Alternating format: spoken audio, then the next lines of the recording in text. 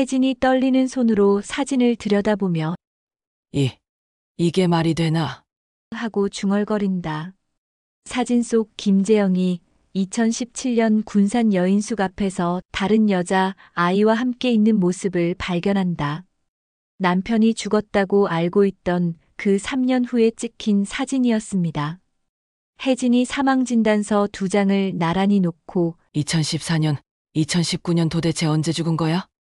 10년간 저는 남편이 죽었다고 믿고 살았습니다. 하지만 그것은 거짓이었습니다. 오늘도 저희 채널을 찾아주신 여러분께 진심으로 감사드립니다. 오늘 이야기 시작하기 전에 무료인 구독과 좋아요 버튼을 꼭 눌러주세요. 그러면 오늘 하루도 행복한 하루가 될 수 있습니다. 댓글로 여러분의 소중한 인생 이야기도 들려주세요. 경기도 안양시 만안구의 오래된 아파트 단지. 이른 아침 햇살이 12층 베란다 유리창을 통해 스며들어왔습니다. 고혜진은 어김없이 새벽 5시에 눈을 떴죠. 63세가 된 지금도 변하지 않는 습관이었습니다. 남편 김재영과 함께 살던 시절부터 지켜온 일상이었거든요. 부엌에서 물을 끓이며 혜진은 달력을 바라봤습니다. 빨간 동그라미가 쳐진 오늘 날짜. 아들 승우가 캐나다로 떠나는 날이었죠. 35년을 함께 살아온 아들과의 마지막 아침이었습니다. 가슴 한편이 텅 빈 것 같았습니다. 이 아파트에서 승우와 단둘이 산 지도 벌써 10년이 넘었습니다. 김재영이 세상을 떠난 후 혜진은 모든 것을 혼자 감당해야 했죠. 남편의 사업 실패로 생긴 빚 때문에 더 큰 집에서 이곳으로 이사 온 것도 그때였습니다. 처음에는 좁고 낡은 이 집이 싫었지만 이제는 익숙해졌습니다. 엄마, 일찍 일어나셨네요. 뒤에서 들려온 목소리에 혜진이 돌아봤습니다. 승우가 큰 캐리어 2개를 끌고 거실로 나왔습니다. 평소보다 더 수척해 보이는 얼굴이었죠. 지난 몇 달간 이민 준비를 하느라 많이 힘들었을 거라는 생각이 들었습니다. 못 잤구나. 커피 끓여줄게. 아니에요. 공항에서 마실게요. 승우는 소파에 앉으며 혜진을 바라봤습니다. 무언가 말하고 싶어하는 표정이었지만 쉽게 입을 열지 못했죠. 평소 말이 많지 않던 승우였지만 오늘은 유독 더 조용했습니다. 혜진도 마찬가지였습니다.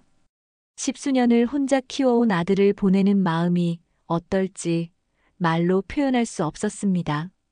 승우야, 정말 잘 결정한 것 같다. 혜진이 먼저 입을 열었습니다. 사실 아들을 보내기 싫었지만 승우의 미래를 위해서는 어쩔 수 없는 선택이라고 생각했죠. 엄마 혼자 두고 가는 게 걱정돼요. 괜찮다고 했잖니. 엄마도 이제 혼자 사는 게 익숙해. 하지만 사실은 그렇지 않았습니다. 승우가 없는 집을 상상해보니 너무나 적막할 것 같았거든요. 그래도 아들 앞에서는 강한 모습을 보여야 한다고 생각했죠. 남편 김재영이 세상을 떠난 후 혜진은 모든 것을 혼자 감당해야 했습니다. 사업 실패로 빚더미에 앉은 상황에서 갑작스러운 교통사고였죠. 그때 승우는 고등학교 2학년이었습니다. 어린 나이에 아버지를 잃고 경제적 어려움까지 겪어야 했던 아들이었습니다. 혜진은 낮에는 마트에서 계산원으로 일하고 저녁에는 학원에서 청소를 했습니다. 주말에는 식당에서 설거지도 했죠. 승우가 대학에 들어갈 수 있도록 그리고 지금 이렇게 이민을 갈 수 있도록 모든 희생을 감수했습니다. 엄마, 정말 괜찮으실 거죠? 승우의 목소리에는 걱정이 묻어 있었습니다. 혜진은 미소를 지으며 고개를 끄덕였죠. 걱정 마라. 엄마는 강하잖니. 지금까지 잘 버텨왔는데 앞으로도 괜찮을 거야. 그래도 내가 꿈을 이루는 게 중요해. 캐나다에서 새로운 삶을 시작하는 거잖니. 거기서 좋은 사람도 만나고 행복하게 살아야 해. 승우는 잠시 침묵했습니다. 창밖을 바라보더니 깊은 한숨을 쉬었죠. 뭔가 고민이 있어 보였지만 혜진은 그냥 이민 가는 것에 대한 부담감이라고 생각했습니다. 그러더니 갑자기 일어나서 방으로 들어갔죠. 잠시 후 작은 여행 가방 하나를 들고 나왔습니다. 검은색 가죽 가방이었는데 혜진이 처음 보는 것이었습니다. 꽤 무거워 보였죠. 엄마, 이건 나중에 꼭 혼자 있을 때 열어보세요. 승우가 가방을 혜진의 손에 건넸습니다. 생각보다 무거웠죠. 혜진은 의아한 표정으로 아들을 바라봤습니다. 이게 뭐니? 왜 지금 안 보고 나중에 봐야 하는 거야? 지금은 말할 수 없어요. 하지만 언젠가는 알아야 할 것들이에요. 엄마가 알아야 할 진실들이 들어있어요. 승호의 목소리가 평소와 달랐습니다. 진지하면서도 어딘가 슬픈 기색이 역력했죠. 마치 큰 비밀을 털어놓기 전에 표정 같았습니다. 혜진은 더 묻고 싶었지만 아들의 표정이 심상치 않아 입을 다물었습니다. 승호야, 무슨 일이라도 있었니? 왜 이렇게 심각해? 아니에요. 그냥 엄마가 알아야 할 것들이 있다는 뜻이에요. 그게 뭔데? 지금은 말할 수 없어요. 시간이 되면 알게 되실 거예요. 승호가 잠시 망설이다가 다시 입을 열었습니다. 이번에는 더욱 진지한 표정이었죠. 그리고 엄마. 응? 믿지 마세요. 그 사람. 절대 믿으면 안 돼요. 누구를 말하는 거니? 도대체 누구 얘기야? 지금은 아직 말할 수 없어요. 하지만 그 가방을 열어보시면 이해하실 거예요. 혜진은 점점 이해할 수 없었습니다. 승우가 왜 이런 수수께끼 같은 말을 하는지, 도대체 무슨 일이 있었던 건지 알 수 없었거든요. 하지만 아들의 표정이 너무나 심각해서 더 이상 묻지 못했습니다. 오전 9시 집을 나서기 전에 승우는 마지막으로 집 안을 둘러봤습니다. 자신이 35년간 살았던 공간에 대한 작별 인사였죠. 혜진도 아들의 뒤를 따라 각 방을 둘러봤습니다. 승호의 방, 거실, 부엌. 모든 곳에 아들과의 추억이 스며 있었습니다. 엄마, 정말 감사했어요. 지금까지 혼자서 나를 키워주셔서. 승호의 목소리가 떨졌습니다. 혜진도 눈물이 났지만 참았죠. 무슨 소리야. 당연한 거지. 내가 잘 되는 게 엄마 소원이야. 오전 10시 인천공항으로 향하는 길. 택시 안에서 혜진과 승호는 대화 없이 창밖 풍경을 바라봤습니다. 혜진의 무릎 위에는 승호가 건넨 검은 가방이 놓여 있었죠. 가방을 만질 때마다 묵직한 무게가 느껴졌습니다. 승호야, 이 가방 정말 언제 열어봐야 하는 거니? 제가 캐나다에 안착하고 나서요. 며칠 후에 열어보세요. 왜? 그냥. 그때가 되면 이해하실 거예요. 공항 출국장에서의 작별 인사는 짧았습니다. 하지만 혜진에게는 영원처럼 느껴졌죠. 승호는 마지막까지 그 가방은 꼭 혼자 있을 때 열어보세요라는 말을 반복했습니다. 그리고 엄마, 저 믿으시죠? 라는 말도 덧붙였죠. 혜진은 아들의 뒷모습이 보이지 않을 때까지 손을 흔들었습니다. 출국장 문이 닫히고 나서야 비로소 눈물이 쏟아졌습니다. 35년을 함께 산 아들과의 이별이었거든요. 집으로 돌아온 혜진은 거실 소파에 앉아 검은 가방을 내려다봤습니다. 단순한 여행 가방 같았지만 왠지 열어보기가 두려웠죠. 승호의 마지막 말들이 계속 맴돌았습니다. 믿지 마세요. 그 사람. 절대 믿으면 안 돼요. 도대체 누구를 말하는 것일까요? 그리고 이 가방 안에는 무엇이 들어있을까요? 혜진은 가방을 안방 옷장 깊숙한 곳에 넣어두었습니다. 아직 열어볼 용기가 나지 않았거든요. 며칠이 지나도 승호에게서 연락이 없었습니다. 혜진은 매일 핸드폰을 들여다보며 아들의 안부를 기다렸죠. 그러면서도 계속 신경 쓰이는 것은 그 검은 가방이었습니다. 마치 시한폭탄처럼 느껴졌거든요. 승호가 떠난 지 사흘이 지났습니다. 혜진은 평소보다 더 조용해진 집 안에서 하루하루를 보내고 있었죠. 텔레비전을 켜놔도 소리가 들리지 않는 것 같았고 음식을 해도 입맛이 없었습니다. 35년을 함께 살던 아들이 없는 집은 너무나 낯설었습니다. 매일 아침 7시에 울리던 승호의 알람 소리도 저녁마다 들려오던 발걸음 소리도 이제는 없었죠. 혜진은 하루에도 몇 번씩 승호의 방문을 바라봤습니다.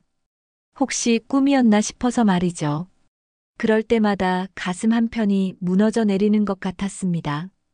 승호에게서 캐나다 도착 소식이 왔습니다. 간단한 문자 메시지 하나였죠. 엄마, 무사히 도착했어요. 걱정 마세요. 그게 전부였습니다. 혜진은 더 자세한 얘기를 듣고 싶었지만 아들이 바쁠 것이라 생각하며 참았습니다. 오후 2시쯤 혜진은 결심을 했습니다. 더 이상 미룰 수 없었죠. 안방 옷장에서 검은 가방을 꺼내 거실 탁자 위에 올려놓았습니다. 손이 떨렸지만 천천히 지퍼를 열었습니다. 가방에서는 오래된 종이 냄새가 났죠. 가방 안에는 여러 개의 봉투와 서류들이 정리되어 있었습니다. 승호가 얼마나 신중하게 준비했는지 알 수 있었죠. 각 봉투마다 번호가 적혀 있었고 순서대로 읽어보세요라는 쪽지가 붙어 있었습니다. 가장 위에 있는 것은 하얀 봉투였는데 엄마에게라고 승호의 글씨로 적혀 있었습니다. 혜진은 그것부터 열어봤습니다. 편지지 2장에 빼곡히 적힌 승호의 글씨가 보였죠. 엄마, 이 편지를 읽고 계신다면 이미 캐나다에 도착했을 거예요. 가방 안의 모든 것들을 차근차근 살펴보세요. 특히 아빠에 관한 서류들을요. 엄마가 알고 계신 것과 다른 것들이 있을 거예요. 저도 이 사실을 알게 된 것은 얼마 되지 않았어요. 하지만 엄마는 알 권리가 있다고 생각했습니다. 미안해요, 엄마. 이런 식으로 알려드리게 되어서. 하지만 제가 있는 상황에서는 직접 말씀드릴 수 없었어요. 혜진의 심장이 빨라졌습니다. 승호가 왜 이런 말을 했는지 이해할 수 없었죠. 편지를 접고 2번째 봉투를 열어봤습니다. 봉투 겉면에는 1번 마이너스 가장 중요한 서류라고 적혀 있었습니다. 그 안에서 나온 것은 병원 서류였습니다. 삼성서울병원이라고 적힌 공식 문서였죠. 혜진은 천천히 내용을 읽어나갔습니다. 그런데 이상했습니다. 분명히 남편 김재영의 이름이 적혀 있는 사망진단서였는데 날짜가 맞지 않았거든요. 이게 뭐지? 혜진은 중얼거리며 서류를 다시 한번 자세히 봤습니다. 사망일자가 2019년 3월 15일로 적혀 있었습니다. 하지만 혜진이 기억하는 남편의 사망일은 2014년 8월 23일이었죠. 무려 5년이나 차이가 났습니다. 혜진은 자신의 눈을 의심했습니다. 서둘러 안방으로 갔습니다.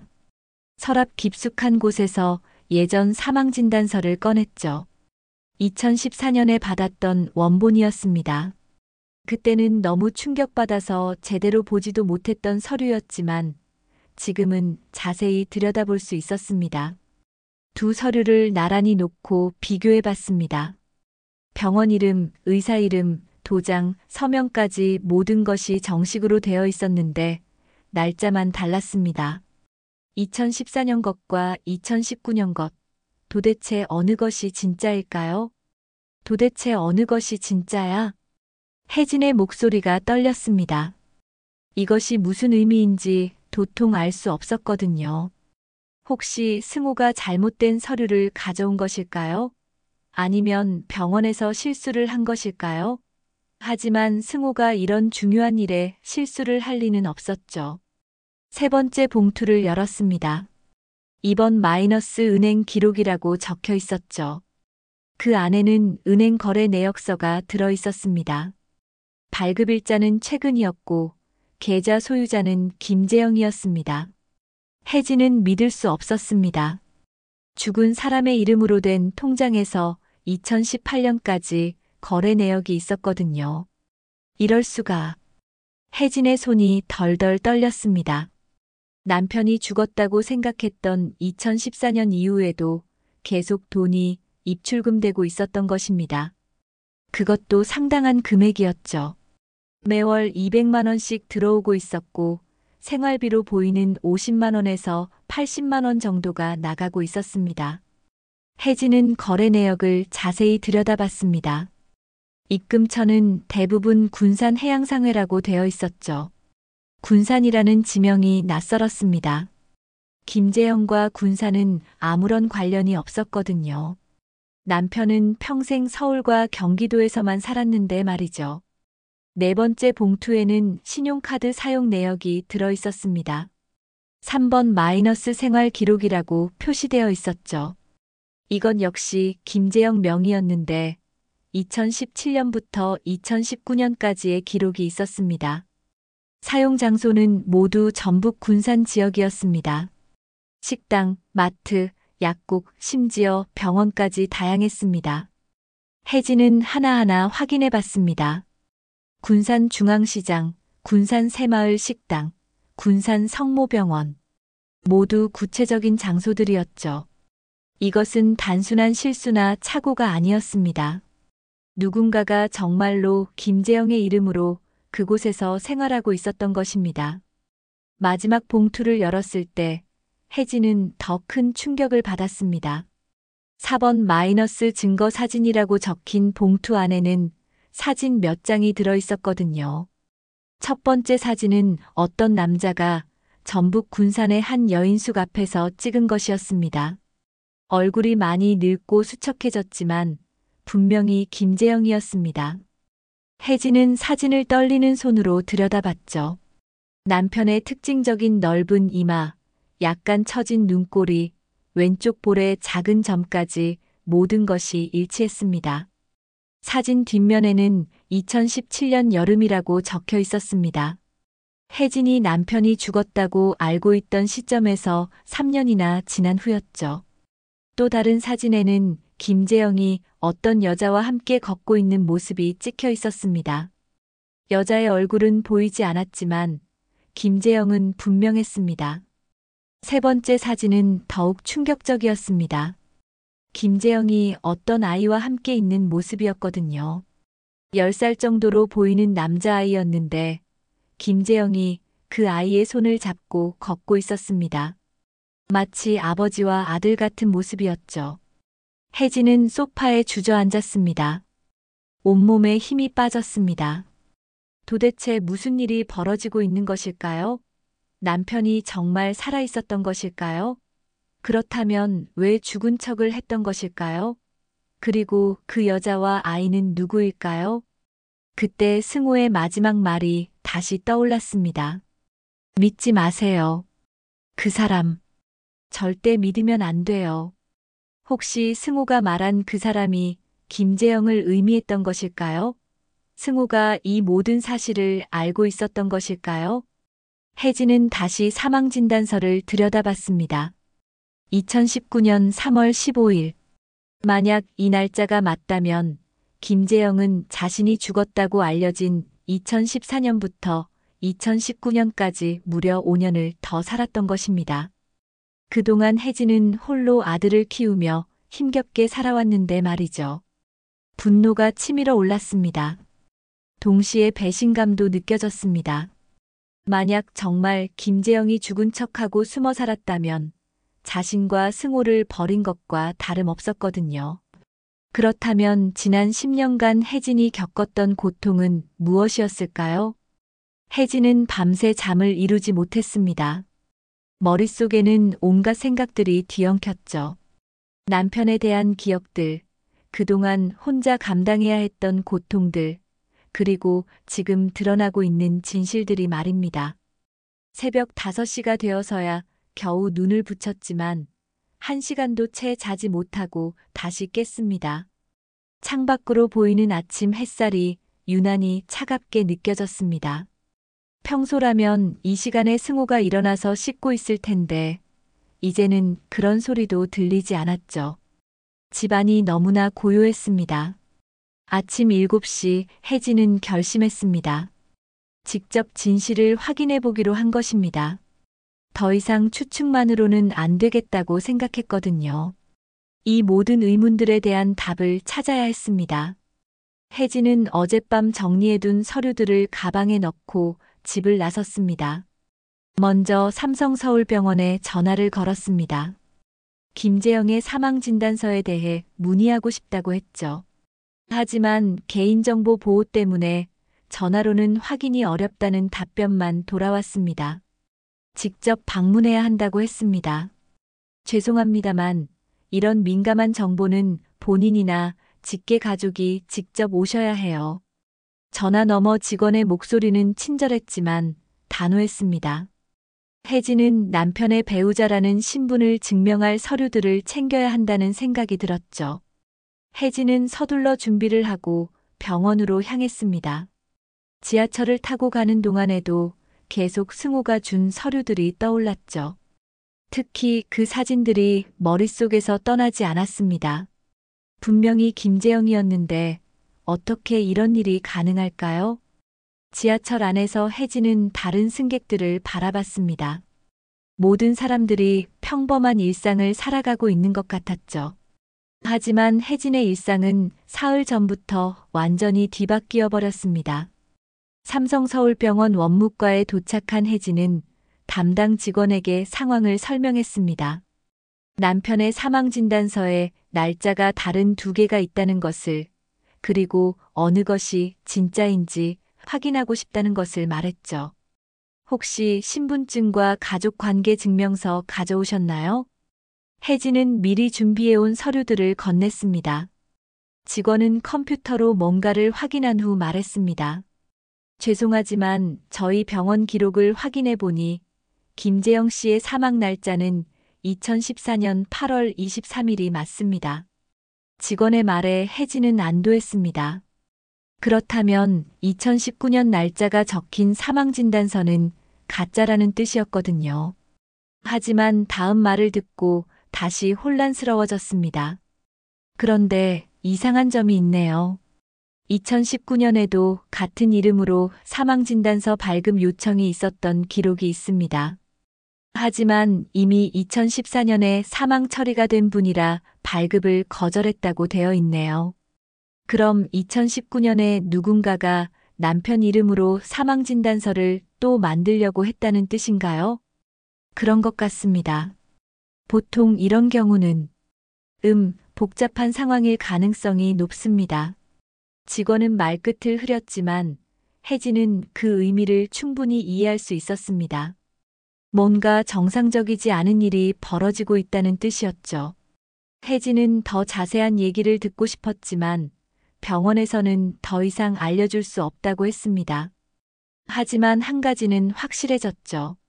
누군가가 2019년에 김재영의 이름으로 뭔가를 시도했다는 것입니다. 병원을 나온 혜진은 다음 목적지로 향했습니다. 동사무소였죠. 주민등록 기록을 확인해 보고 싶었습니다. 혹시 김재영의 이름으로 다른 활동들이 있었는지 알아보려고 했거든요. 동사무소 민원실은 사람들로 붐볐습니다. 번호표를 뽑고 기다리는 동안 혜진은 계속 생각에 잠겼죠. 도대체 무슨 일이 벌어지고 있는 것일까요? 김재영 씨는 2014년 사망 신고가 되어 있어서 그 이후로는 어떤 행정 처리도 불가능합니다. 동사무소 직원의 답변이었습니다. 하지만 혜진은 포기하지 않았죠. 그럼 혹시 2014년 이후에 이 사람 이름으로 뭔가 신청이나 문의가 들어온 적은 없나요? 그런 기록까지는 죄송하지만 확인해드리기 어렵습니다. 개인정보보호법 때문에요. 결국 동사무소에서도 별다른 정보를 얻을 수 없었습니다. 혜진은 마지막으로 경찰서를 찾기로 했습니다. 신분증 도용이나 사문서 위조 같은 문제일 수도 있다고 생각했거든요. 관악서로 가는 길에 혜진은 잠시 공원 벤치에 앉아 휴식을 취했습니다. 하루 종일 돌아다니느라 지쳤거든요. 그때 한 통의 전화가 걸려왔습니다. 승호였죠. 엄마, 안녕하세요? 승호야, 왜 이제야 연락하니? 엄마가 얼마나 걱정했는데. 죄송해요. 시차 적응도 힘들고 정착하느라 바빴어요. 승호야, 가방 안에 서류들 다 봤다. 이게 다 무슨 의미니? 전화 너머로 승호의 한숨소리가 들렸습니다. 엄마, 지금 어디 계세요? 경찰서 가려고 하는 길이야. 이 서류들 가지고 신고하려고. 엄마, 잠깐만요. 아직 경찰서는 가지 마세요. 왜? 이런 중요한 일을. 며칠만 더 기다려주세요. 제가 더 알아봐야 할 게 있어요. 승호의 목소리에는 뭔가 간절함이 있었습니다. 관악서 민원실에서 혜진은 자초지종을 설명했습니다. 죽은 남편의 이름으로 된 통장 거래 내역과 신용카드 사용 기록, 그리고 가짜로 보이는 사망진단서까지 모든 것을 보여줬죠. 이런 경우는 보통 신분증 도용이나 금융 사기일 가능성이 높습니다. 하지만 수사를 위해서는 정식으로 고발장을 제출하셔야 해요. 경찰관의 설명을 들으며 혜진은 고민에 빠졌습니다. 정말 고발을 해야 할까요? 그런데 만약 김재영이 정말 살아있다면 어떻게 해야 할까요? 혹시 이런 증거들로 봤을 때 실제로 본인이 살아있을 가능성도 있나요? 그런 경우도 없지는 않습니다. 보험금 사기나 빚 탕감을 위해 죽은 척하는 경우가 간혹 있어요. 하지만 그렇다면 더욱 심각한 범죄 행위죠. 혜진은 경찰서를 나오면서 더욱 혼란스러워졌습니다. 김재영이 정말 살아있었다면 그동안 자신과 승호를 속인 것일까요? 아니면 정말 어쩔 수 없는 사정이 있었던 것일까요? 집으로 돌아온 혜진은 다시 승호가 준 서류들을 살펴봤습니다. 특히 은행 거래 내역을 자세히 보니 새로운 단서가 보였죠. 군산해양상회라는 입금처 말입니다. 혜진은 인터넷으로 이 회사를 검색해봤습니다. 놀랍게도 실제로 존재하는 회사였습니다. 전북 군산에서 수산물 유통업을 하는 중소기업이었죠. 회사 홈페이지에는 직원 소개 페이지도 있었는데 그 중에서 혜진은 믿을 수 없는 것을 발견했습니다. 경리부 김재영이라는 이름이 있었던 것입니다. 사진은 없었지만 2015년부터 근무했다고 되어 있었죠. 혜진의 심장이 쿵쾅거렸습니다. 이것은 우연의 일치일까요? 아니면 정말 남편이 그곳에서 일하고 있었던 것일까요? 혜진은 더 이상 참을 수 없었습니다. 군산해양상회에 직접 전화를 걸어봤습니다. 여보세요, 군산해양상회입니다. 안녕하세요. 김재영 씨 계신가요? 김재영 씨요? 아, 경리부에 계셨던 분 말씀이시죠? 그분은 작년에 돌아가셨어요. 혜진은 전화기를 떨어뜨릴 뻔했습니다. 작년에 돌아가셨다니요? 그럼 정말 2019년까지 살아있었다는 뜻일까요? 대신 문자를 보냈습니다. 승호야, 엄마가 직접 확인해봤다. 군산해양상회라는 회사에 아빠 이름이 있더라. 이게 무슨 의미니?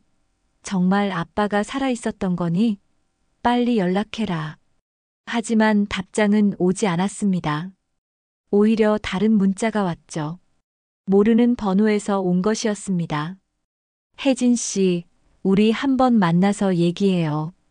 재영이에 대해 말해드릴 게 있어요. 마이너스 박영호. 박영호라는 이름은 처음 들어보는 것이었습니다.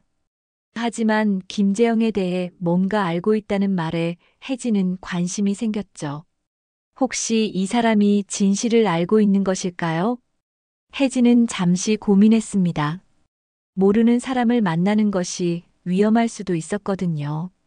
하지만 지금 상황에서는 어떤 단서라도 놓칠 수 없었습니다. 누구세요? 어떻게 제 번호를 알고 계시나요? 라고 답장을 보냈습니다. 곧바로 답이 왔습니다. 재영이 동생입니다. 형에 대해 얘기할 게 많아요. 내일 오후 2시에 강남역 2번 출구에서 만날까요? 김재영의 동생이라니요. 하지만 혜진이 아는 한 김재영에게는 형제가 없었습니다. 호적상으로도 외동아들이었죠. 그렇다면 이 박영호라는 사람은 누구일까요? 혜진은 밤새 고민했습니다. 만나야 할까요? 말아야 할까요? 하지만 결국 호기심이 이겼습니다. 진실을 알고 싶었거든요. 더 이상 이런 의문들 속에서 살 수는 없었습니다. 다음 날 오후 1시 30분, 혜진은 강남역 2번 출구 앞에 서 있었습니다. 30분 일찍 도착해서 주변을 둘러보며 긴장을 달래고 있었죠. 박영호라는 사람이 정말 나타날지, 그리고 그가 과연 믿을 만한 사람인지 알 수 없었습니다. 이 시정각 50대로 보이는 남자가 혜진에게 다가왔습니다. 키가 크고 마른 체형에 검은 정장을 입고 있었죠. 얼굴에는 깊은 주름이 패여 있었고 눈빛이 예사롭지 않았습니다. 혜진 씨 맞으시죠? 저는 박영호입니다. 남자가 먼저 인사를 건넸습니다. 목소리는 낮고 무거웠죠. 혜진은 조심스럽게 고개를 끄덕였습니다. 정말 재영이 동생이신가요? 제가 아는 한 남편에게는 형제가 없었는데요. 일단 앉아서 얘기하죠. 이런 곳에서 할 얘기가 아니에요. 박영호는 혜진을 근처 조용한 카페로 안내했습니다. 2층 구석진 자리에 앉은 후 그는 가방에서 낡은 사진 한 장을 꺼냈죠. 이걸 보세요. 사진 속에는 어린 김재영과 박영호로 보이는 남자아이가 함께 서 있었습니다. 둘 다 10살 정도로 보였고 뒤에는 보육원이라고 쓰인 간판이 보였죠. 저와 재영이는 같은 보육원에서 자랐어요. 혈육은 아니지만 형제나 다름없었죠. 재영이가 결혼할 때도 축하해줬고 승우가 태어났을 때도 봤어요. 혜진은 놀랐습니다. 김재영이 보육원 출신이라는 얘기는 들었지만 그곳에서 형제 같은 사람이 있었다는 건 처음 알았거든요. 그럼 남편이 죽었을 때도 아셨겠네요? 박영호의 표정이 어두워졌습니다. 그는 잠시 망설이다가 입을 열었죠. 재영이는 죽지 않았어요. 적어도 2014년에는요. 뭐라고요? 재영이는 2014년 교통사고 이후 의식불명 상태에 빠졌어요. 하지만 죽지는 않았죠. 병원에서 식물인간 판정을 받았을 뿐이에요. 혜진의 머릿속이 하얘졌습니다. 남편이 죽지 않았다니요? 그럼 지금까지 자신이 알고 있던 것은 무엇이었을까요? 그럼 왜 사망했다고? 재영이의 사업 파트너였던 사람들 때문이에요. 그들이 재영이를 없애려고 했거든요. 사업 실패의 책임을 재영이한테 떠넘기려고 했죠. 박영호는 계속해서 충격적인 얘기를 들려줬습니다. 김재영의 사업 실패는 단순한 경영 부실이 아니라 동업자들의 배신과 횡령 때문이었다는 것, 그리고 그들이 김재영을 제거하려고 교통사고를 위장했다는 것까지 말이죠. 그래서 재영이를 살리기 위해 죽은 것처럼 꾸몄어요. 가족들에게도 비밀로 해야 했고요. 그들의 위협이 가족들에게까지 미칠 수 있었거든요. 그럼 남편은 지금 어디에 있나요? 2016년에 의식을 되찾았어요. 하지만 기억을 많이 잃었죠. 그래서 제가 군산으로 데려가서 돌봤어요. 혜진은 온몸이 떨렸습니다. 남편이 살아있었다니요. 그리고 자신은 그 사실을 전혀 모르고 있었다니요. 왜 저한테 말해주지 않았나요? 제가 얼마나 힘들었는지 아세요? 재영이가 막았어요. 기억을 잃은 상태에서 가족들을 만나면 더 큰 혼란이 올 수 있다고 했죠. 그리고 아직도 그 사람들이 노리고 있었거든요. 박영호는 가방에서 또 다른 서류를 꺼냈습니다. 군산의 한 여인숙 계약서였죠. 재영이는 여기서 3년 동안 살았어요. 저는 근처에서 작은 사업을 하면서 재영이를 돌봤고요. 그럼 군산 해양상회는 제가 운영하는 회사예요. 재영이를 격리로 고용한 것처럼 꾸며서 생활비를 줬죠. 모든 퍼즐이 맞춰지기 시작했습니다. 은행 거래 내역, 신용카드 사용 기록, 그리고 군산이라는 지명까지 모든 것이 설명되었죠. 그럼 2019년 사망진단서는 뭔가요? 박영호의 얼굴이 더욱 침울해졌습니다. 재영이가 정말로 죽었어요. 2019년 3월에요. 무슨 병이었나요? 병이 아니에요. 그 사람들이 결국 찾아냈어요. 혜진의 가슴이 철렁 내려앉았습니다. 남편이 살해당했다는 뜻일까요? 자세한 얘기는 군산에 가셔야 들을 수 있어요. 재영이가 마지막에 남긴 것들이 있거든요.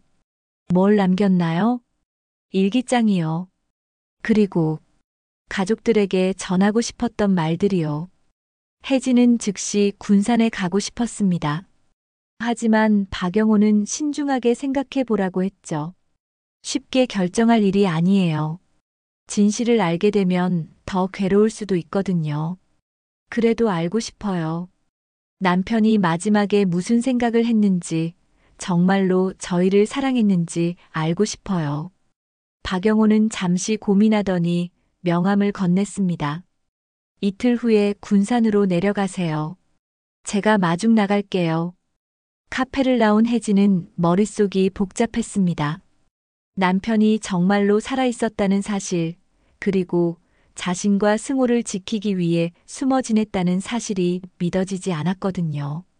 집으로 돌아가는 지하철 안에서 혜진은 승호에게 전화를 걸었습니다. 이번에는 연결되었죠. 엄마, 안녕하세요? 승호야, 엄마가 박영호라는 사람을 만났다. 내가 아는 사람이니? 전화 너머로 긴 침묵이 흘렀습니다. 엄마, 어떤 얘기를 들으셨나요? 아빠가 2014년에 죽지 않았다는 얘기, 그리고 2019년까지 군산에서 살았다는 얘기를 들었다. 엄마, 승호야, 넌 이 사실을 언제부터 알고 있었니? 작년부터요. 박영호 아저씨가 연락을 주셨어요. 아빠가 돌아가시기 직전에요. 혜진은 충격받았습니다. 승호가 1년 동안이나 이 사실을 숨기고 있었다니요. 왜 말하지 않았니? 아빠가. 엄마는 모르는 게 좋겠다고 했어요. 너무 힘들어 하실까 봐서요. 그래서 캐나다로 간 거니? 나를 피해서? 아니에요, 엄마. 정반대예요. 엄마가 진실을 알 권리가 있다고 생각해서 그 서류들을 드린 거예요. 혜진은 눈물이 났습니다. 아들이 얼마나 고민했을지 상상이 갔거든요. 엄마, 군산에 가시려면 조심하세요. 아직도 위험할 수 있어요. 무슨 위험? 아빠를 노리던 사람들이 아직 있을 수 있어요. 박영호 아저씨 말로는 그들이 아빠의 가족들도 찾고 있다고 했거든요. 혜진의 등에 식은 땀이 흘렀습니다. 그렇다면 자신도 위험에 처해 있는 것일까요? 그럼 어떻게 해야 하니? 일단 저한테 계속 연락 주세요. 그리고 혼자 행동하지 마시고요. 전화를 끊은 후 혜진은 깊은 생각에 잠겼습니다. 정말 군산에 가야 할까요? 위험할 수도 있다는데 말이죠. 하지만 남편의 마지막 메시지를 듣지 않고는 평생 후회할 것 같았습니다. 이틀 후 혜진은 결심을 굳혔습니다. 군산으로 가기로 한 것입니다. 어떤 진실이 기다리고 있든 이제는 알아야 할 때가 온 것 같았거든요. 이틀 후 아침 7시 혜진은 용산역에서 군산행 KTX에 몸을 맡겼습니다. 창밖으로 스쳐 지나가는 풍경을 바라보며 복잡한 심정을 달래려 했죠. 남편이 마지막 5년을 보낸 곳, 그리고 진짜로 숨을 거둔 곳을 향해 가고 있었습니다. 2시간 반의 여행 끝에 군산역에 도착했습니다. 박영호가 약속한 대로 개찰구 앞에서 기다리고 있었죠. 그는 어두운 표정으로 혜진을 맞이했습니다. 오시느라 고생하셨어요. 차가 밖에 대기하고 있습니다. 박영호의 낡은 소나타를 타고 군산 시내로 향했습니다. 바닷가 냄새가 차창 사이로 스며들어왔죠. 혜진은 이곳이 남편이 마지막 세월을 보낸 곳이라는 생각에 가슴이 먹먹해졌습니다. 재영이가 살던 곳부터 보여드릴게요. 차는 구도심의 좁은 골목길로 들어섰습니다. 오래된 상가들과 낡은 주택들이 줄지어 서 있었죠. 그 중에서도 특히 낡아 보이는 2층 건물 앞에서 차가 멈췄습니다. 여기가 해안여인숙이에요. 재영이가 3년 동안 살았던 곳이죠. 여인숙 간판은 색이 바래서 글씨가 잘 보이지 않았습니다. 혜진은 남편이 이런 곳에서 홀로 지냈다는 생각에 가슴이 아팠죠. 여인숙 주인 할머니는 70대로 보였습니다. 박영호를 보자 반갑게 인사를 건넸죠. 아이고, 영호 씨 오셨네. 이분이 김 씨 부인이구만. 네, 할머니. 재영이 아내분이세요. 할머니는 혜진을 위아래로 훑어보더니 고개를 끄덕였습니다. 아이고, 그 양반 부인이시구나. 참 좋은 분이었는데. 너무 일찍 가셨어. 남편이 어떤 사람이었나요? 조용하고 말이 없었어요. 항상 혼자 다니고 가끔 멍하니 바다를 바라보곤 했지. 술은 안 드시고 담배도 안 피우고. 정말 얌전한 분이었어. 할머니의 말을 들으며 혜진은 복잡한 기분이 들었습니다. 남편이 혼자서 얼마나 외로웠을까 하는 생각이 들었거든요. 2층 끝방에 살았어요. 올라가서 보시겠어요? 혜진은 고개를 끄덕였습니다. 좁은 계단을 올라가 복도 끝에 있는 방문을 열었죠. 사평 남짓한 작은 방이었습니다. 낡은 이불과 작은 책상, 그리고 옷장 하나가 전부였습니다. 이 방에서 3년을. 혜진의 목소리가 떨렸습니다. 서울의 넓은 집에서 살던 남편이 이런 좁은 방에서 홀로 지냈다는 것이 믿어지지 않았거든요. 박영호가 책상 서랍을 열었습니다. 그 안에는 낡은 공책 한 권이 들어있었죠. 재영이가 남긴 일기장이에요. 마음의 준비를 하고 보세요. 혜진은 떨리는 손으로 일기장을 받아들었습니다. 첫 페이지를 펼쳐보니 김재영의 익숙한 글씨가 보였죠. 2016년 5월 15일. 드디어 눈을 떴다. 영호가 울고 있었다. 나는 살아남았다. 하지만 가족은 구할 수 없었다. 혜진과 승호가 나 때문에 고생하고 있다는 걸 안다. 하지만 아직은 돌아갈 수 없다. 그들이 아직도 노리고 있으니까. 혜진은 눈물이 났습니다.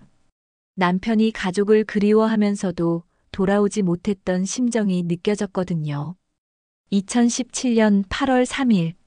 승호가 대학에 들어갔다고 영호가 전해줬다. 자랑스럽다.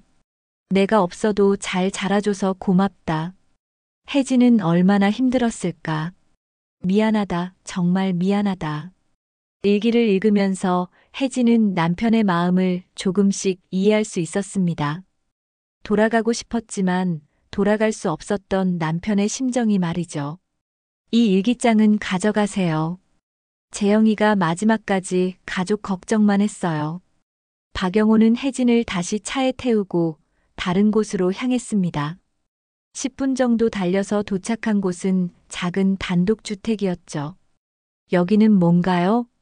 재영이가 2018년부터 살던 곳이에요. 여인숙보다는 좀 나은 곳에서 살게 해주고 싶었거든요. 집 앞에는 작은 정원이 있었고 김재영이 직접 가꾼 것으로 보이는 꽃들이 피어 있었습니다. 혜진은 남편이 이곳에서 조금이나마 평온한 시간을 보냈기를 바랐죠. 그런데 집 문을 열고 들어가려는 순간 안에서 목소리가 들려왔습니다. 여자의 목소리였죠. 누구세요? 문이 열리면서 30대 후반으로 보이는 여자가 나타났습니다. 그리고 그 여자의 옆에는 10살 정도의 남자아이가 서 있었죠. 혜진은 깜짝 놀랐습니다. 승호가 준 사진에서 본 그 여자와 아이였거든요. 당신이 고혜진 씨예요? 여자가 먼저 말을 걸었습니다. 목소리에는 긴장감이 묻어 있었죠. 네, 맞습니다. 그런데 당신은? 저는 윤미경이에요. 그리고 이 아이는 김진우예요.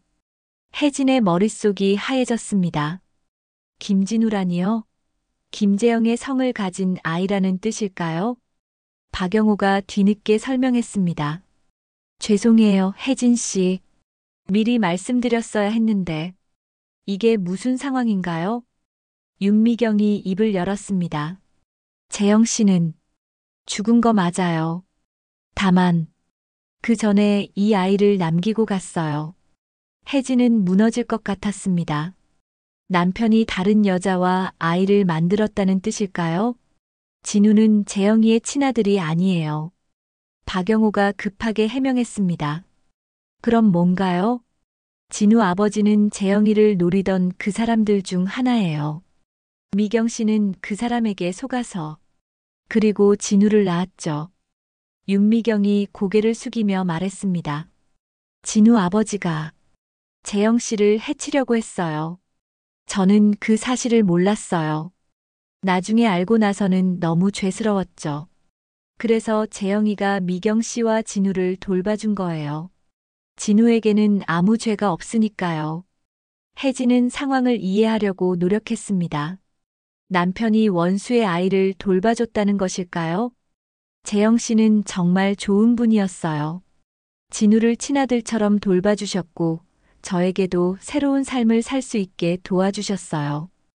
윤미경의 눈에 눈물이 맺혔습니다. 그런데 작년에 뭐가 있었나요? 진우 친아버지가 찾아왔어요. 재영 씨의 행적을 추적해서 이곳까지 온 거예요. 박영호가 주먹을 꽉 쥐었습니다. 그리고 재영이를. 혜진은 더 이상 듣고 싶지 않았습니다. 남편이 어떻게 죽었는지 짐작이 갔거든요. 그때 진우가 혜진에게 다가왔습니다. 아저씨가 돌아가시기 전에 꼭 전해달라고 했어요.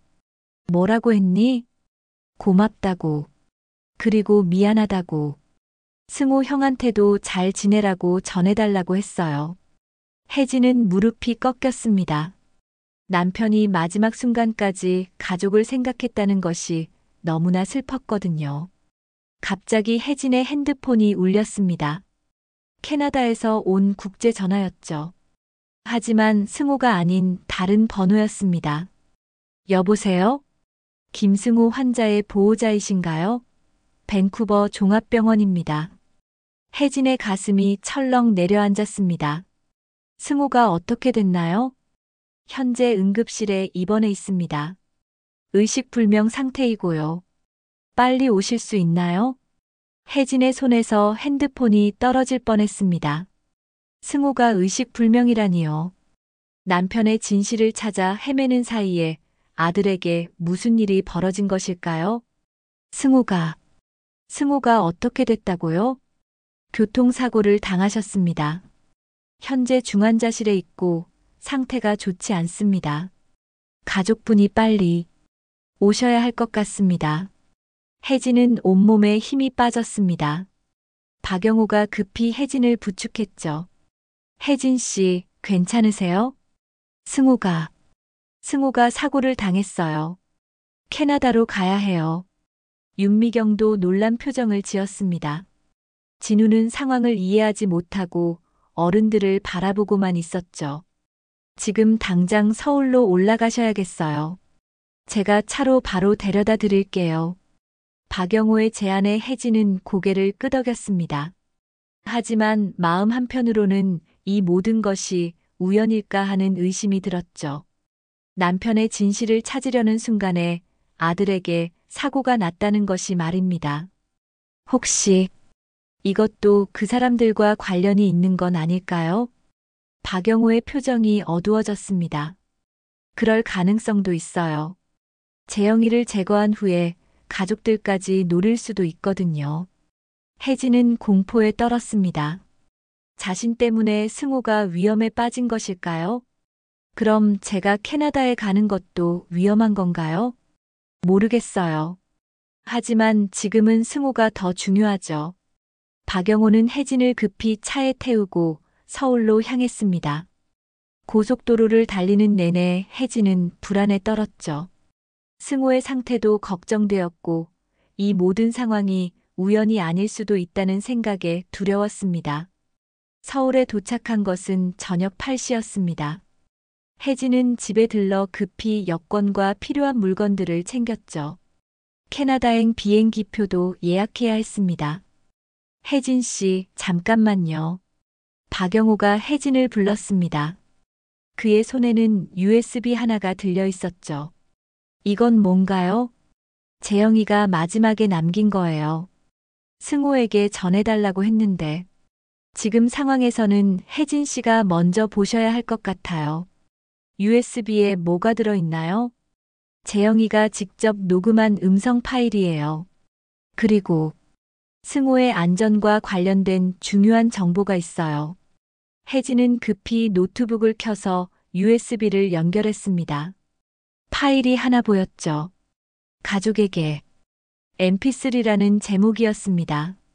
재생 버튼을 누르자 김재영의 목소리가 들려왔습니다. 많이 약해진 목소리였지만 분명히 남편의 목소리였죠. 혜진아, 승호야. 이 목소리를 듣고 있다면 나는 이미 세상에 없을 거야. 미안하다. 정말 미안해. 혜진의 눈에서 눈물이 흘렀습니다. 10년 만에 듣는 남편의 목소리였거든요. 내가 죽은 척한 건 나를 노리는 사람들이 있었기 때문이야. 그때 너희를 지키려면 내가 사라지는 수밖에 없었어. 김재영은 계속해서 그동안의 사정을 설명했습니다. 사업 실패가 단순한 도산이 아니라 불법 자금 세탁에 휘말린 사건이었다는 것. 그리고 동업자들이 모든 책임을 자신에게 떠넘기려 했다는 것을 말했죠. 박민성, 이재훈, 그리고 김영식. 이 세 명이 나를 제거하려고 했어. 특히 김영식은 내 친형이라고 믿었던 사람이야. 혜진은 깜짝 놀랐습니다. 김영식이라니요? 그 이름은 처음 들었거든요. 김영식은 내 진짜 형이 아니야. 보육원에서 만난 사이지만 나는 그를 형처럼 믿었어. 하지만 그가 나를 배신했고 결국 나를 죽인 장본인이야. 음성 파일은 계속 이어졌습니다. 혜진아, 승호야. 만약 내가 죽은 후에도 그들이 너희를 노린다면 이 증거들을 경찰에 제출해. USB 안에 모든 증거가 들어있어. 혜진은 황급히 다른 파일들을 열어봤습니다. 은행 거래 내역, 통화 녹음 파일, 그리고 문서들이 가득했죠. 모두 불법 자금 세탁과 관련된 증거들이었습니다. 그리고 승호야. 내가 캐나다로 간 것은 잘한 일이야. 하지만 조심해야 해. 그들의 손길이 해외까지 미칠 수 있거든. 혜진의 가슴이 철렁했습니다. 그렇다면 승호의 사고도 정말 그들과 관련이 있을 수도 있겠다는 생각이 들었거든요. 박영호가 모든 걸 도와줄 거야. 그를 믿어도 돼. 그는 나의 진짜 형제니까. 음성 파일의 마지막 부분이었습니다. 혜진아, 정말 사랑했어. 10년 동안 너 혼자 고생시켜서 미안해. 승호야, 아빠가 자랑스럽다. 엄마 잘 돌봐드려라. 파일이 끝나자 혜진은 한동안 말을 할 수 없었습니다. 남편의 마지막 메시지를 들으니 가슴이 미어지는 것 같았거든요. 혜진 씨, 이제 승호를 위해 움직여야 해요. 박영호의 말에 혜진은 정신을 차렸습니다. 지금은 슬퍼할 때가 아니었죠. 이 USB를 경찰에 제출해야 하나요? 일단 승호부터 구하고 나서 생각해요. 만약 정말 그들이 승호를 노린 거라면 경찰 신고보다는 다른 방법을 찾아야 할 수도 있어요. 혜진은 다음 날 아침 첫 비행기로 캐나다행을 예약했습니다. 밤새 잠을 이루지 못하고 승호 걱정만 했죠. 공항으로 가는 길에 박영호가 말했습니다. 캐나다에서 연락 주세요. 제가 이쪽에서 김영식의 동향을 살펴볼게요. 김영식이라는 사람이 정말 남편을 죽인 건가요? 아직 확실하지는 않아요. 하지만 재영이가 그렇게 말했다면 그럴 가능성이 높죠. 인천공항에서 탑승 수속을 하는 동안에도 혜진은 계속 불안했습니다.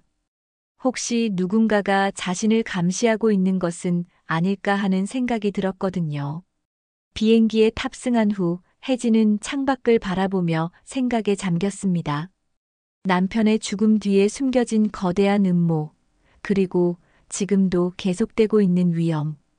이 모든 것의 끝은 어디일까요? 10시간의 비행 끝에 밴쿠버에 도착한 혜진은 곧바로 병원으로 향했습니다. 승호가 입원해 있는 밴쿠버 종합병원이었죠. 중환자실에 누워있는 승호를 본 순간 혜진은 무너져 내렸습니다. 아들의 얼굴은 붓고 상처투성이었거든요. 의사 선생님, 우리 아들이 언제쯤 깨어날까요? 현재로서는 말씀드리기 어렵습니다. 뇌에 충격을 받았지만 생명에는 지장이 없을 것 같습니다. 의사의 말에 혜진은 조금 안도했습니다. 하지만 여전히 불안했죠. 혹시 사고 경위는 알 수 있나요? 경찰 조사에 따르면 음주운전 차량이 들이받았다고 합니다. 하지만 그 차량 운전자는 도주했고요. 혜진은 이것이 정말 사고인지 의심스러웠습니다. 너무나 타이밍이 절묘했거든요. 병실에서 승호를 지키며 혜진은 남편이 남긴 USB의 내용을 다시 생각해 봤습니다. 김영식이라는 사람, 그리고 아직 끝나지 않은 위험. 이 모든 것을 어떻게 해결해야 할까요? 그때 승호가 희미하게 눈을 떴습니다. 엄마. 승호야. 정신 차렸니? 승호는 힘겹게 말했습니다. 엄마. 조심하세요. 그들이 엄마도 노리고 있어요. 승호야, 무슨 소리니? 누가 엄마를 노린다는 거야? 혜진은 아들의 손을 꽉 잡았습니다. 승호의 눈에는 공포가 가득했죠. 엄마, 사고가 아니에요. 승호는 힘겹게 말을 이어갔습니다. 목소리가 가늘고 떨렸지만 혜진에게는 또렷하게 들렸죠. 캐나다에 온 지 일주일 만에 이상한 사람들이 저를 미행했어요. 처음에는 우연인 줄 알았는데 미행이라니? 한국인 2명이었어요. 제가 어디를 가든 따라다녔죠. 그래서 경찰에 신고하려고 했는데 승호가 잠시 숨을 고르더니 계속했습니다. 그날 저녁 집으로 돌아가는 길에 트럭이 갑자기 일부러 들이받은 거예요. 혜진의 얼굴이 하얗게 질렸습니다. 정말로 의도적인 사고였다는 뜻이었거든요. 그럼 정말 아빠를 죽인 사람들이. 네, 맞아요. 그리고 엄마도 위험해요. 제가 의식을 잃기 직전에 들었어요. 이제 어미 차례다라고. 혜진은 등골이 오싹해졌습니다. 자신도 그들의 표적이 되었다는 뜻이었죠. 승호야, 넌 어떻게 이 모든 걸 알고 있었니? 박영우 아저씨가 작년에 모든 걸 알려줬어요. 아빠의 죽음이 사고가 아니라는 것, 그리고 우리 가족이 계속 위험에 처해 있다는 것을요. 승호는 침대 옆 서랍에서 작은 봉투를 꺼냈습니다. 떨리는 손으로 혜진에게 건넸죠. 이건 아빠가 마지막에 쓴 편지예요. 박영우 아저씨가 저한테 전해줬는데 엄마가 읽어야 할 것 같아요. 혜진은 봉투를 열었습니다. 김재영의 마지막 편지였죠. 사랑하는 혜진에게. 이 편지를 읽고 있다면 나는 이미 이 세상에 없을 것이다. 승호를 통해 진실을 알려주고 싶었지만 너무 위험해서 미루고 미뤘다. 김영식이 나의 친형이라고 생각했던 것이 가장 큰 실수였다. 그는 처음부터 나를 이용할 계획이었고 사업도 모든 것도 그의 계획이었다. 내가 죽은 후에도 그가 우리 가족을 노릴 것이다. 하지만 이제는 피할 수 없다. 미안하다, 혜진아. 내가 너와 승호를 지키지 못해서. 편지를 읽으며 혜진은 눈물을 흘렸습니다. 남편이 마지막까지 가족을 걱정했다는 것이 너무나 가슴 아팠거든요. 엄마, 저는 괜찮아요. 하지만 엄마는 한국에 돌아가시면 안 돼요. 왜? 김영식이 엄마를 기다리고 있을 거예요. 아빠가 남긴 증거들을 찾기 위해서요. 그때 병실 문이 열렸습니다. 간병인 복장을 한 중년 여성이 들어왔죠. 하지만 뭔가 어색했습니다. 간병인이신가요? 여성은 대답하지 않고 가방에서 뭔가를 꺼냈습니다. 주사기였죠. 혜진은 본능적으로 위험을 감지했습니다. 누구세요? 조용히 하세요. 소리 지르면 아들부터 해치겠어요. 여성의 목소리는 차갑고 위협적이었습니다. 혜진은 승호를 보호하기 위해 그 앞에 섰죠. 당신들이 내 남편을 죽인 사람들이군요. 남편? 김재영 말이에요? 그는 죽을 만했어요. 너무 많은 걸 알았거든요. 여성이 주사기를 들고 다가왔습니다. 그때 승호가 갑자기 침대 옆 비상벨을 눌렀죠. 엄마, 도망가세요. 병원 복도에 경보음이 울렸습니다. 여성은 당황했지만 여전히 주사기를 들고 있었죠. 꼼짝 마세요. 이걸 맞으면 심장이 서서히 정지될 겁니다. 그때 병실 문이 다시 열렸습니다. 의료진들이 급히 들어왔죠. 무슨 일입니까? 가짜 간병인은 순간 당황했습니다. 그 틈을 타서 혜진은 큰 소리로 외쳤죠. 이 사람이 우리를 해치려고 해요. 경찰을 불러주세요. 혼란스러운 상황에서 가짜 간병인은 주사기를 버리고 도망쳤습니다. 의료진들이 그를 쫓았지만 이미 늦었죠. 승호야, 괜찮니? 네, 엄마. 하지만 이제 정말 위험해요. 그들이 여기까지 와서 경찰이 도착했습니다. 혜진은 모든 상황을 설명했지만 증거가 부족했죠. 가짜 간병인도 이미 사라진 상태였습니다. 부인, 안전을 위해 다른 곳으로 피하시는 게 좋겠습니다. 경찰의 조언에 혜진은 고민에 빠졌습니다. 어디로 가야 할까요? 한국도 위험하고 캐나다에서도 이런 일이 벌어졌는데 말이죠. 엄마, 박영호 아저씨한테 연락해 보세요. 아저씨가 방법을 알 거예요. 혜진은 급히 박영호에게 전화를 걸었습니다. 영호 씨, 큰일 났어요. 캐나다까지 와서 우리를 해치려고 했어요. 예상했던 일이에요. 혜진 씨, 지금 당장 한국으로 돌아오세요. 한국도 위험하지 않나요? 오히려 한국이 더 안전해요. 제가 계획이 있거든요. 김영식을 완전히 끝장낼 수 있는 방법이요. 무슨 방법인가요? 재영이가 남긴 증거들로 함정을 놓을 거예요. 김영식이 직접 나타나게 만들어서 현행범으로 잡는 거죠. 혜진은 망설였습니다. 너무 위험한 계획 같았거든요. 승호는 어떻게 하죠? 승호는 일단 캐나다에 두세요. 병원에서 보호받을 수 있고 여기보다는 안전할 거예요. 엄마, 아저씨 말이 맞아요. 저는 괜찮으니까 엄마가 먼저 모든 걸 해결하세요. 승호의 말에 혜진은 결심을 굳혔습니다. 이제는 피해만 다닐 수 없었죠. 남편을 죽인 진짜 범인을 잡아야 했습니다. 알겠어요. 내일 한국으로 돌아갈게요. 혜진 씨, 조심하세요. 이번이 마지막 기회일 거예요. 전화를 끊은 후 혜진은 승호를 바라봤습니다. 아들의 눈에는 걱정과 믿음이 동시에 담겨 있었죠. 엄마, 꼭 조심하세요. 그리고 아빠의 원수를 꼭 갚아주세요. 혜진은 아들의 손을 꽉 잡았습니다. 이제 마지막 싸움이 남았습니다. 김영식과의 최후 대결이요. 이틀 후 인천공항에 도착한 혜진은 다른 사람이 된 것 같았습니다. 캐나다에서 벌어진 일들이 그녀를 완전히 바꿔놓았거든요. 이제는 두려움보다는 분노가 앞섰습니다. 남편을 죽이고 아들까지 해치려 한 그들을 용서할 수 없었죠. 박영호가 공항에서 기다리고 있었습니다. 그의 표정도 예전과 달랐습니다. 더욱 단단해 보였죠. 혜진 씨, 고생 많으셨어요. 승호는 어떤가요? 의식은 완전히 돌아왔어요. 하지만 아직 입원해 있어야 해요. 다행이네요. 그럼 이제 우리 계획을 실행해 봐야겠어요. 차 안에서 박영호는 자세한 계획을 설명했습니다.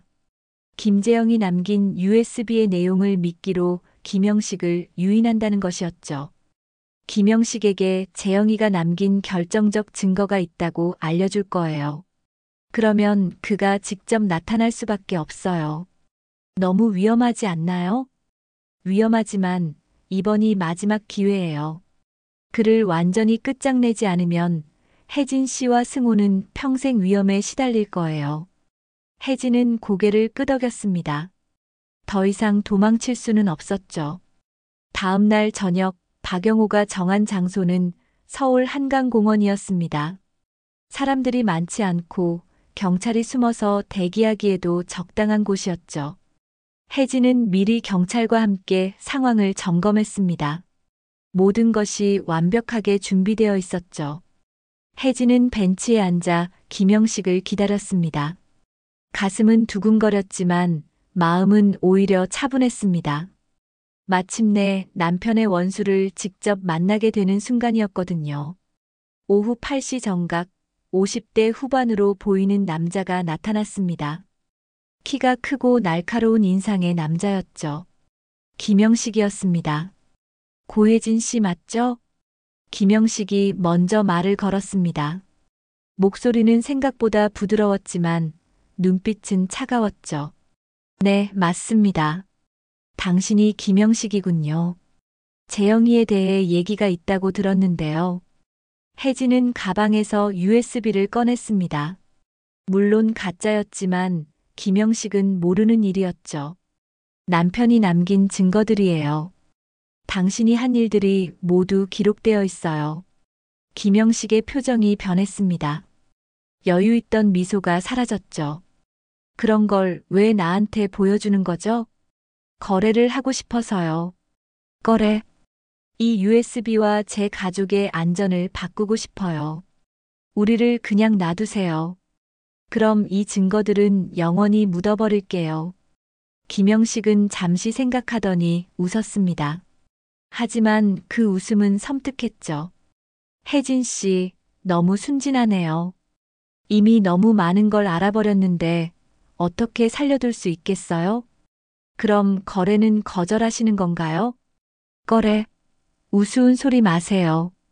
그 USB도 가짜일 테고 설령 진짜라 해도 이미 늦었어요. 김영식이 주머니에서 뭔가를 꺼냈습니다.